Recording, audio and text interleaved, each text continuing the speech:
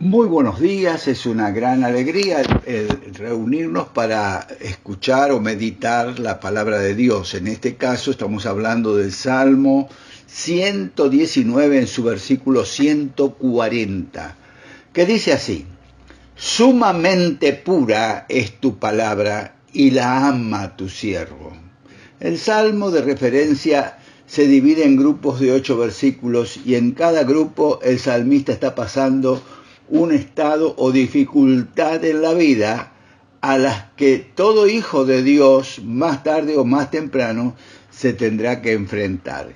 Generalmente, el evangelio del exitismo que se suele predicar nos lleva a creer que porque Dios nos sanó de algunas enfermedades o hizo cualquier otro tipo de milagro en nuestro favor, hoy somos salvos.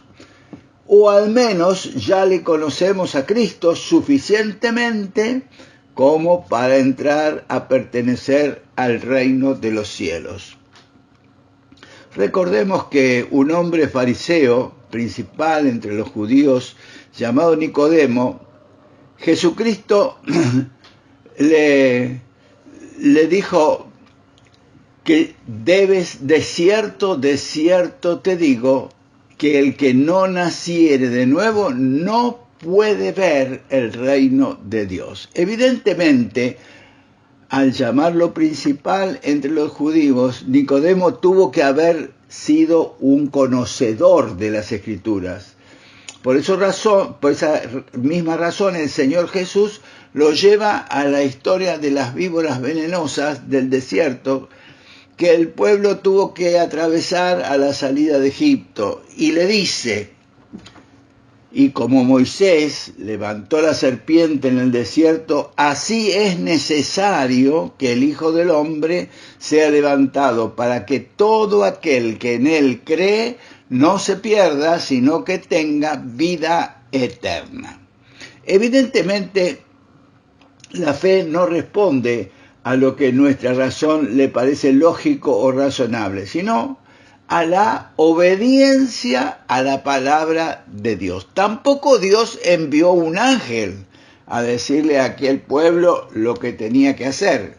Se lo dijo por medio de su siervo Moisés, el hombre más manso de su época.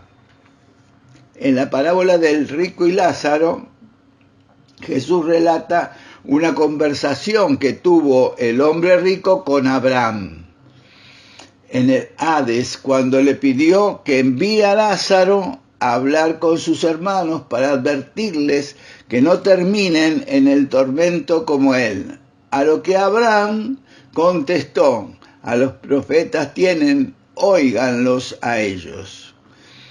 No basta con concurrir a las reuniones de nuestros lugares de culto y además si además no prestamos atención a la palabra que Dios dio al predicador de turno, que sin duda traerá luz acerca de lo que debemos hacer siempre que el mensaje sea cristocéntrico.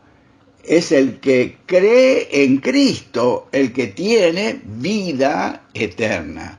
Cuando las serpientes venenosas atacaron a los israelitas en el desierto, el método de salvación que Dios les ordenó implementar a Moisés era de lo más simple y ridículo a la razón humana, y no podía ser más desprovisto de atractivo.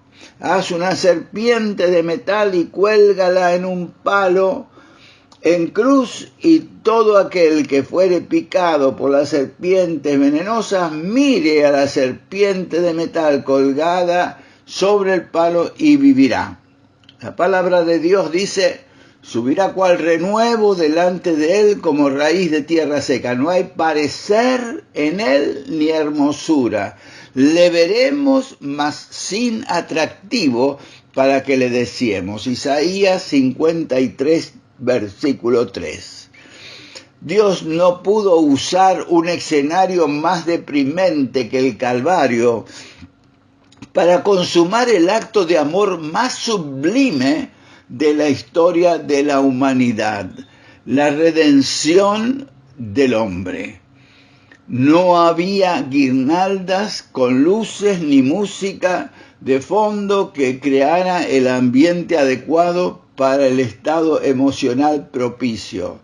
Como si esto fuera poco, tinieblas tenebrosas cubrieron el Calvario por varias horas, en tanto el Cordero de Dios era sacrificado para nuestra redención. El salmista que escribe el Salmo 119 no puede usar una expresión más adecuada en este estado de depresión que venía atravesando al vivir el rechazo despótico de su pueblo, viniendo y a la liturgia religiosa con bombos y platillos, pero rechazando la palabra y los testimonios de Dios.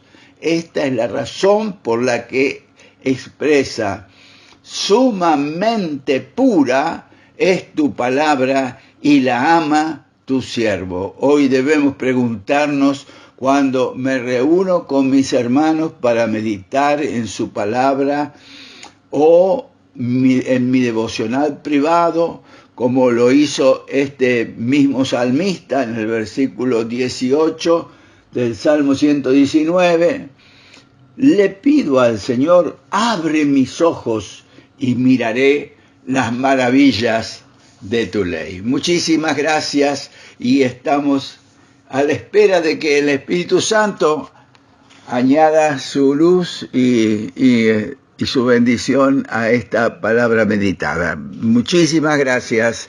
Amén.